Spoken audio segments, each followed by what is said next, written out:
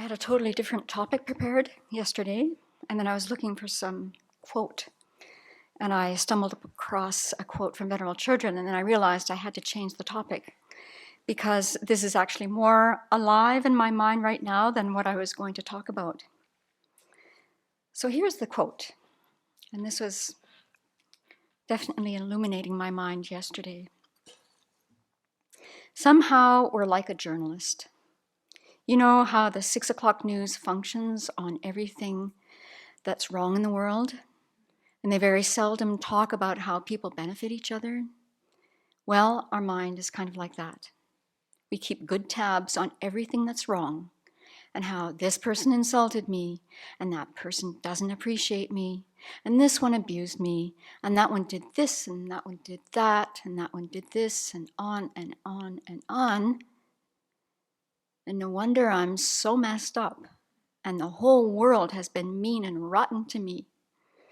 And all the kindness we've received, we just kind of look at and say, well, that's nice, but why don't you do more? Has anyone else noticed this kind of thinking in their mind? So I got on a roll yesterday because we've been chasing down sand to try and put on our roads that tend to get very icy and slippery. And the entire week I've been told, yes, we're going to bring it tomorrow. And tomorrow comes, and no, we can't bring it because the driver doesn't want to risk your roads. And then I go into my long story about the fact that everyone's driving up these roads, and they're making it. And we had this 85-foot-long trailer truck bring up all the Foswell, and they made it. And he said, yes, but when did that happen? And I said, well, he said, did it happen in these conditions? And I said, no.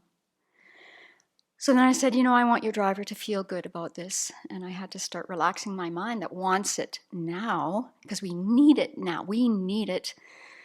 And then fortunately, I had to go to Spokane yesterday to do some things. So I took one route in, and I saw a bit of the problem. Everywhere that the road was in shade, which is a lot of places, it's an ice sheet. And where the road is exposed to the sun, it's perfectly dry and bare.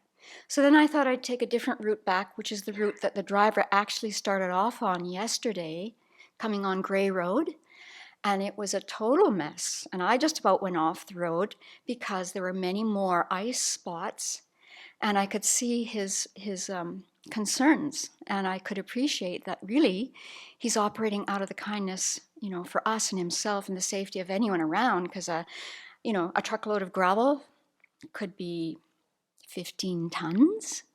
And if he loses control of that rig and slams into someone else, this could be disaster. So my mind was getting geared up into that zone that Venerable Children just described in that quote. And so right now at the Abbey, we have this remarkable opportunity of seeing the kindness of others with this magnificent building project. So we're seeing it up close. And I remember years ago when I first heard the teaching that included the kindness of others includes people who just simply do their job. And I thought, well, that doesn't make sense. They're getting paid to do it. They're not trying to be kind to me. They're just getting a wage. They're just doing it. I bet they don't even like to do it. And so my mind was pushing against that. But my mind has since changed about that, seeing all these building projects that we've done here. So we're in week 16 of building the Buddha Hall. And this whole thing really got into gear on July 25th when the person by the label that we've given, Dave the excavator, came and started ripping out the trees on the Buddha Hall site. Now what was remarkable to watch with this is that Dave, very skilled, basically did that job almost by himself of clearing the Buddha Hall site in this excavation thing. Then in 100-degree heat on some days, it was really hot, and we were telling him to, maybe you should go home and stop at noon. And he said, no, my cab's air-conditioned. He would leap out of the cab, grab his chainsaw, and Dave would take the limbs off the tree. This is one person starting this big project. And he looked very happy doing it. I mean, on the really hot days, he looked pretty hot. And every now and then, he'd have an assistant. But that was every now and then. And then Dave was responsible for digging the hole. that this building is in. And again, eventually some other machines showed up, but Dave started the process. So you can see that, yes, he's doing this. This is his job. But unless I'm mistaken, I don't think anyone in this room knows how to drive one of those machines. And if it was up to the community here, it just would not happen.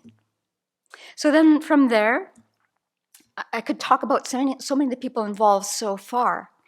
But the next point that really stands out in my mind is the starting of the Foswall bricks. So they started the first row of Foswall on October 11th. So that's barely 1 month ago. And that first row took a very long time. They had to be very precise. Every single Foswall block had to be measured so that it was exactly even. Because if one block is out of whack and is tilting, then the whole system, the whole Buddha hall, would tip over at some point. So they take a long time with that first row.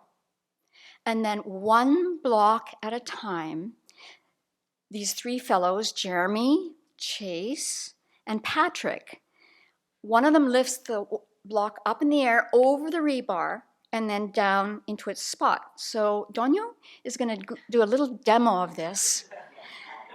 Now, these blocks weigh anywhere from 28 to 30 pounds, so you have to lift it higher than your head, and then reach out, and then you do it a few times. Oh, you're going to do it once?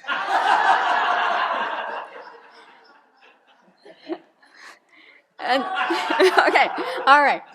I don't want you to have back problems. So that's every single block that needs to be lifted up, lowered into place, and then you'll see on the videos, they glue it, then they have to screw it into place so that when they fill it with concrete, that it doesn't blow out. So for this whole project, there are 7,776 Foswall blocks. Every single one of those blocks needs to be put into place by Patrick, Chase, and Jeremy. Now, it looks quite romantic, perhaps, when you see the video, and it's set on a beautiful day. We had some lovely October days.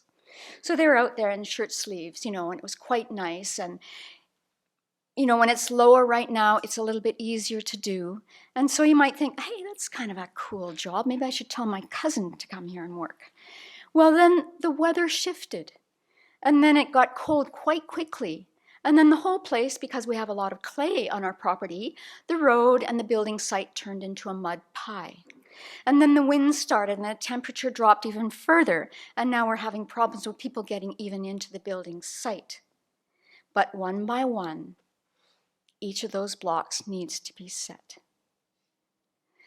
So I think those three are very, very kind. And 10 years from now, when new people come to the Abbey, maybe it'll include us too, that we're still living here. And we go into the main hall and we see the magnificent Buddha statues.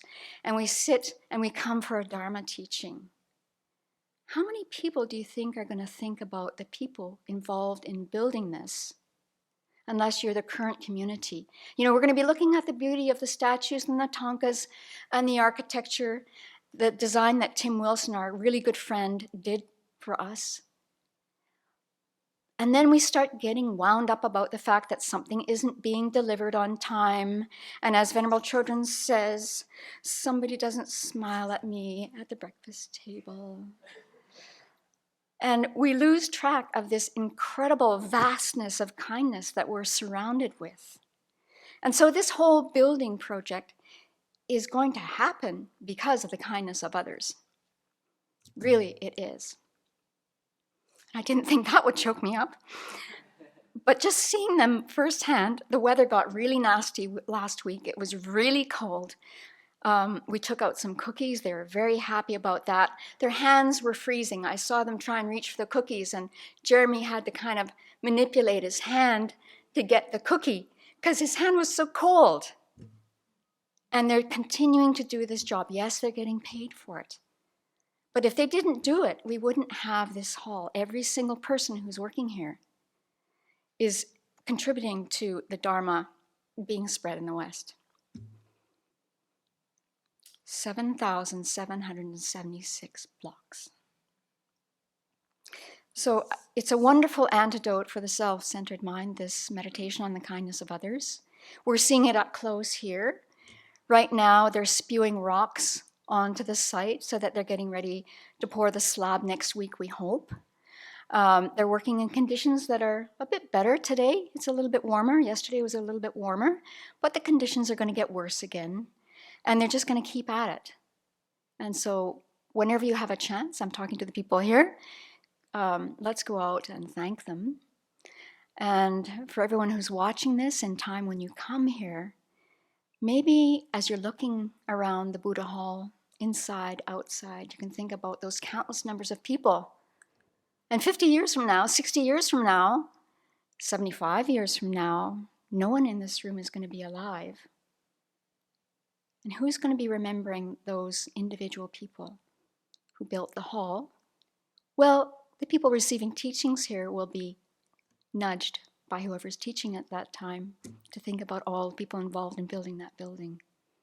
But the specific people, they won't be in anyone's memory at that point, unless they dig out, from some iCloud archive that's floating around in space, and maybe some names will be mentioned in the video.